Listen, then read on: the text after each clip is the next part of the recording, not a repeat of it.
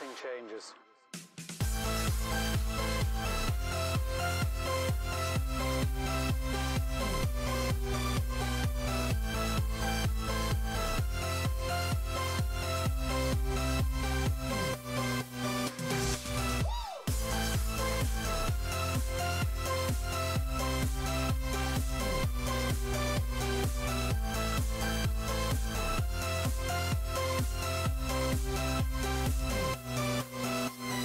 Life.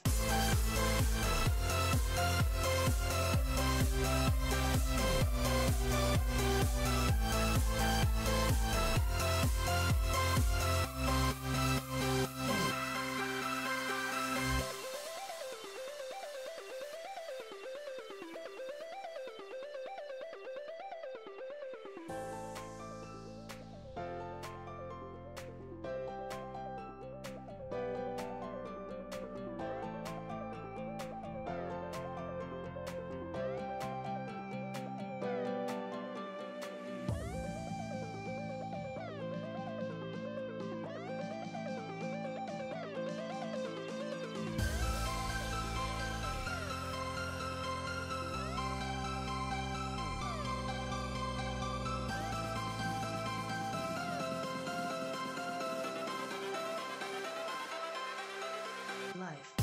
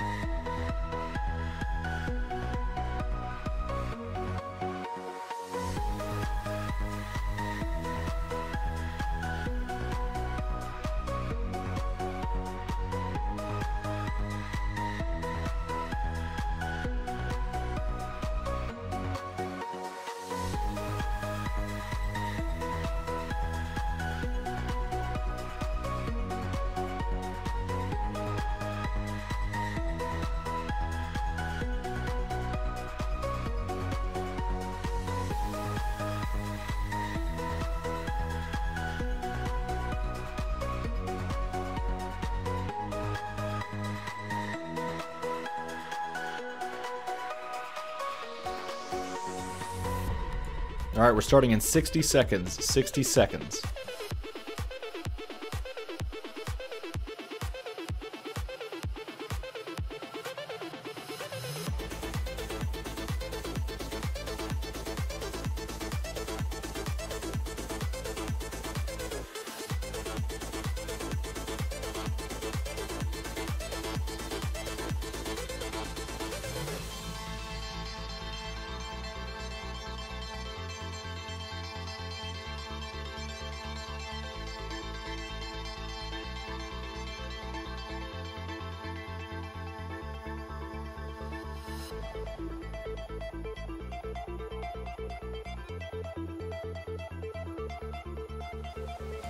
How's the stream looking? How am I sounding on everybody's end? Let me know and then we'll get started.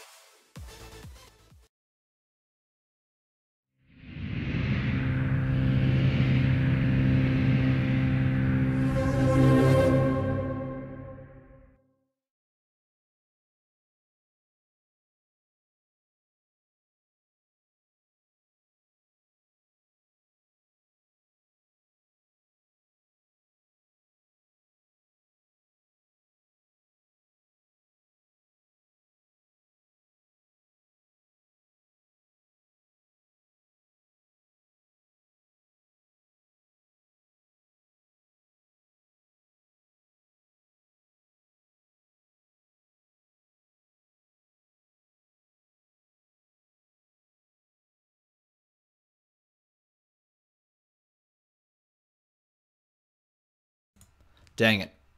Dang it. The whole time it was muted. Oh my god. That's embarrassing. Let's try this again. That was so bad. Now we can do this again. What's up, everybody? Happy community stream night. Let's try this whole thing again. We'll do the water. Oh, we did the water. That was so wonderful. We'll talk about what we'll do tonight. Tonight we're going to do the Faerun Under Siege super rares. It's going to be amazing. It's embarrassing to not press that button. Oh my god, what a loser is this? Can you believe it? Wow, it's a good thing we just restarted. No one, and the beauty of editing, no one's ever going to know that that ever happened, right? Who cares? Are you yanking our chain? That would be funny. 5 minutes of me not saying anything. That would be hilarious. Oh, sad. We're gonna do Faerun Under Siege stuff. We're gonna rank the super rares of Faerun Under Siege. I already put my votes in. Some of you already put your votes in, which is awesome. Congratulations. Thank you for entering early. And let me post this in the chat while I talk about the next thing. All right, how do I best do this? I don't think there's a good way to do this. I have to delete it all. Oh man. Okay, one by one, I will post the links to each of these cards in the chat. You get to voting, and I'll get to talking. So here are all of the links, just in case you have not voted. Here they are, the links to the Faerun Under Siege cards. Some of the really cool in-set abilities within this. None of these have really made the meta cut. Some I'm sure have made their way onto fun casual teams, but none really jumped the bridge and moved over into the meta. Just because, I mean, these are all of these ones are very much in-set D&D centric. Let's focus on if you wanted to play all D&D tournament kind of cards. Which is cool. I think that's very, very neat, and I like the design of it. It just means, you know, that they're very niche cards, and so if the meta is not full of D&D stuff, then you're not really seeing a lot of play with these cards. Plus, some of them are, like, really hard to pull off. So we'll go through those, and then after that, we are going to design 3 cards for Doctor Doom, and 3 cards for Galactus. And I have a really fun idea for Galactus that I want to make a thing. And if you guys don't want to do it, then I'll be really sad and I'll make my own copy, like a 4th copy, just so that I can put this ability on there. So here we go with the voting. Let's jump over and take a look at each one of these cards before we do anything else. Starting with Bugbear Ambusher, Bugbear Ambusher. Actually, that's not the one we start with. Starting with Beholder. There we go. The super rare Beholder, 4-cost mask character. The stats on this Beholder are pretty insane. Just looking at the stats of the Beholder, you've got an 043, an 054, and a 165. This is one of the best statted characters in the game. For a 4-drop, you're getting a 165. It's insane. And believe it or not, it's scientifically proven this die always rolls character face for me. 100% of the time. I don't think I've ever rolled it on the 1 mask. In fact, I'm not exactly sure the 1 mask side of this die exists. It could just, you know, be a myth, like, you know, round earth and all that, or flat earth or whatever. But this die is amazing. This card is okay while Beholder is active when you KO a character die using an action die, which is kind of tricky. KO all other copies of that character die in play. This would have been really cool if that somehow would have taken off with like in the multiple man meta. This along with one of the other cards, but it is what it is, right? Bugbear Ambusher. Now we're on this one, which is not so hot. Bugbear Ambusher is a 4-cost fist character with a 131, 142, and a 253 stat line, which is kind of strange. Which the ability then explains the high attack side of the character. And he says while he's active, when an opposing character die is fielded, you can choose at that moment to re-roll a Bugbear Ambusher die. And if it rolls a character face, deal damage equal to its attack, whatever you rolled, to the fielded character die. Otherwise, put this in the used pile. So it's a card that single-handedly removes itself. How exciting is that? Not very. Deck of Many Things. One of the cards that a lot of us wanted to work so much. Oh my gosh. It was going to be amazing. Deck of Many Things, 3-cost mask action. It says name 2 different dice and draw 2 dice from your bag. If they are the named dice, you may either roll them or continue to name previously unnamed dice and draw dice until you have chosen, or until you choose to stop. If you fail to name a die correctly, any of them, all drawn dice go to your used pile. So you play this action. You name like Sidekick and Bugbear Ambusher, and you pull 2. And if it's 2 sidekicks, then you finish. You're done. Those go to the use pile, and you're done. So it's very, very tricky to use, which is sad. I mean, like if this 2 different dice didn't exist, if it was just name 2 dice, sidekick, sidekick, and then you do it again, sidekick, sidekick, and then you do it again, sidekick, sidekick, stop, roll 6 sidekicks. That would be sick. But it's not, so it doesn't get played. Drizzed. I pulled this super rare. In fact, I bought a Faerun Under Siege box the day it came out.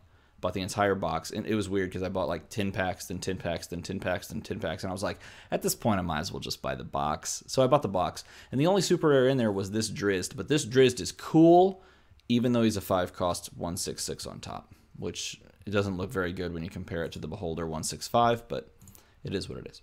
He's got experience, which is extremely powerful in all D&D settings, because you KO a character, one of those character monster guys. You KO a monster on your opponent's side of the field during your turn, and he gets +1/+1, which is great forever, basically, because there's not a lot of things that remove tokens. So when fielded, KO all character dice with Swarm is his second ability, which is sick because there are Swarm characters in the D&D set, and those Swarm characters are always monsters. So he is basically,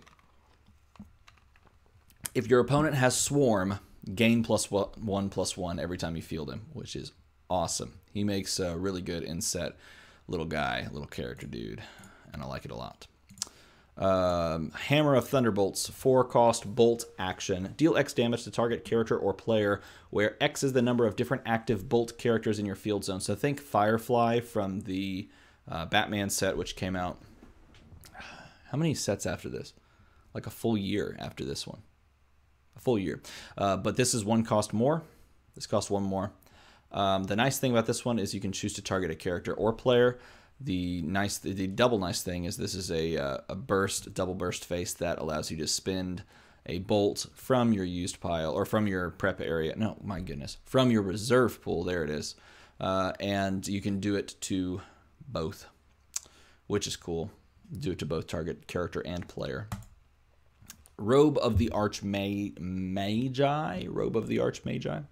4-cost shield action that you just pop onto something that has the equip keyword that's not a monster, which is slimming things down because there are equip keyword characters that are monsters, but you can't put it on those because this is a nice little happy thing.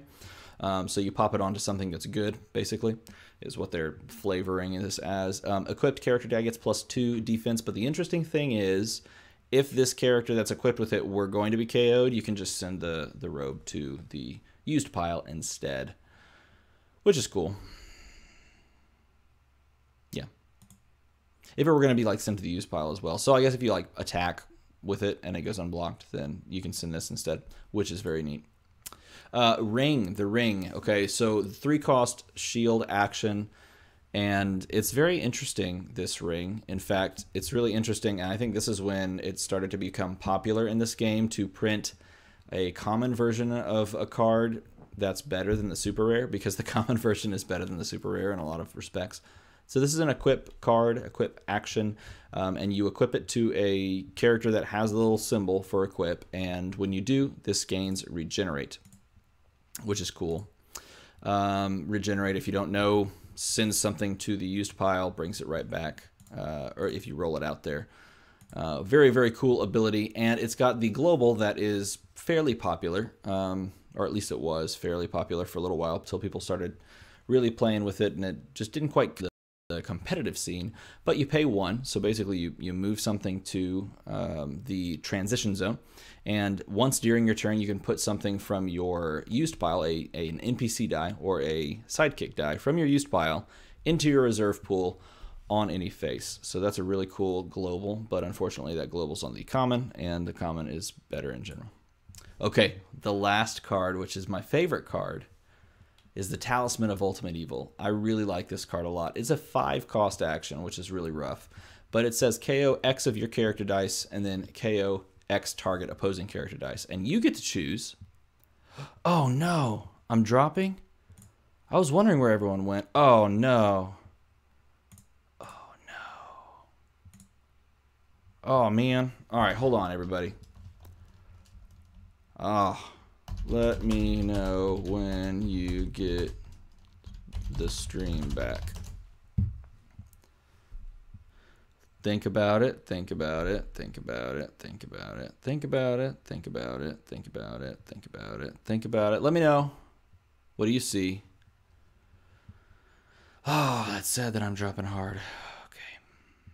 We're going to take a break then. We'll take a pause, and we'll see if I can get it to stabilize. Hold on just 1 second. Pausing for just a moment. Oh, some people saying it's back. Is it dropping? Is it dropping? Oh, no. It drops for 20 seconds? That is huge. Okay, then we're going to take a break for just a second. I'm going to go fix it. One moment, please.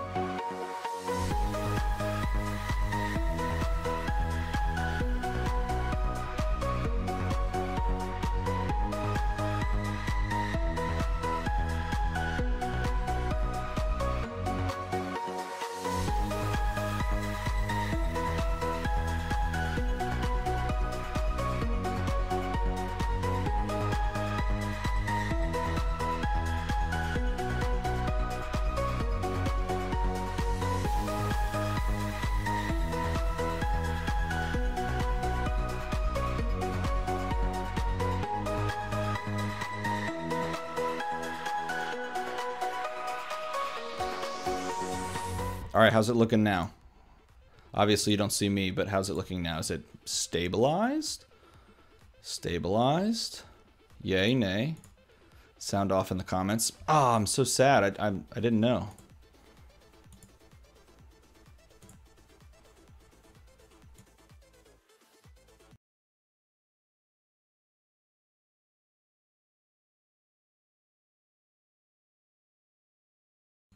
Man, that's frustrating. Let me restart the stream really quick.